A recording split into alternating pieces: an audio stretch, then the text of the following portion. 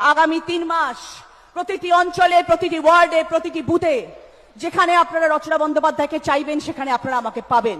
যতদিন না ভোট শেষ হচ্ছে আমি আপনাদের সাথে আছি, আমি আপনাদের পাশে আছি।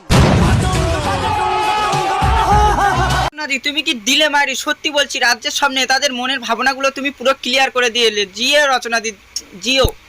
সত্যি কথা বলতে অনেক সাহস লাগে আর এই বুকের পাটা লাগে, যেটা আমাদের রচনাদির মধ্যে অনেক ভরপুর রয়েছে। আগামী 3 মাস যেখানে আপনারা রচনা বন্দ্যোপাধ্যায়কে চাইবেন সেখানে আপনারা আমাকে পাবেন।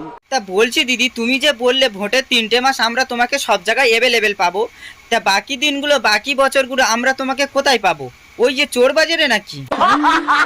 যতদিন না ভোট শেষ হচ্ছে আমি আপনাদের সাথে আছি, আমি আপনাদের পাশে আছি। তাহলে বলছি দিদি, তুমি না ভোট কটা দিন আমাদের বাড়িতে চলে এসো। আমাদের বাড়িতে এসে আমাদের বাড়ির গলি রয়েছে, গরুর গলিটাকে একটু পরিষ্কার করে দিয়ে গেলে খুব ভালো হতো, কারণ আমাদের গরুর গলি যে পরিষ্কার করে সেই লোকটা কিছুদিন ধরে আসছে না, বুঝলে? এতদিন ভোট হবে, দিদি থাকবে পাশে, শেষ হলে ভোট দিদি পড়বে কেটে, তোমরা মরবে। একদিকে 10,000 কোটি লোক, 10,000 কোটি লোক। 10,000 কোটি লোক? তো বলছি দিদি, কোথায় হয়েছে 10,000 কোটি লোক? তোমার বাড়িতে বুঝি? হ্যাঁ হ্যাঁ, তোমার বাড়িতে। বলবো না। এই জন্য আমি বলি মাঝে মাঝে একটু ব্যবহার করতে হয়। ঈদ পালন করি, ছট পুজো করি, যিশু খ্রিস্টের জন্মদিন পালন করি।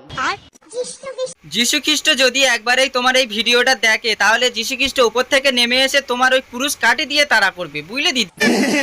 বিবিদের মাঝে দেখো মিলন মহান। বলছি রচনা দি, ওটা বিবিদের মাঝে নয়, ওটা বিবিধের মাঝে হবে। শুধু পয়সা থাকলে নেতা নেত্রী হওয়া যায় না, পেটে একটু পুঁথিগত বিদ্যা থাকাটাই দরকার ছিল। বিবিদের মাঝে দেখো মিলন মহান। আবার ফের বলে বিবিদের মাঝে। আচ্ছা ঠিক আছে, বিবিদের মাঝে দেখো তুমি ফতেমা বিবি। আমি ভাবলাম দুটো লাইন বলতে হবে, বলে দেবো, কিন্তু রচনা দিয়ে এত ভালো স্পিচ দিল, বাপরে। সে তো আমরা দেখতে পেলাম, এমন স্পিচ দিল সবার মাঝে তোমাদের হাঁটাহাঁড়িটা পুরো ভেঙে দিল।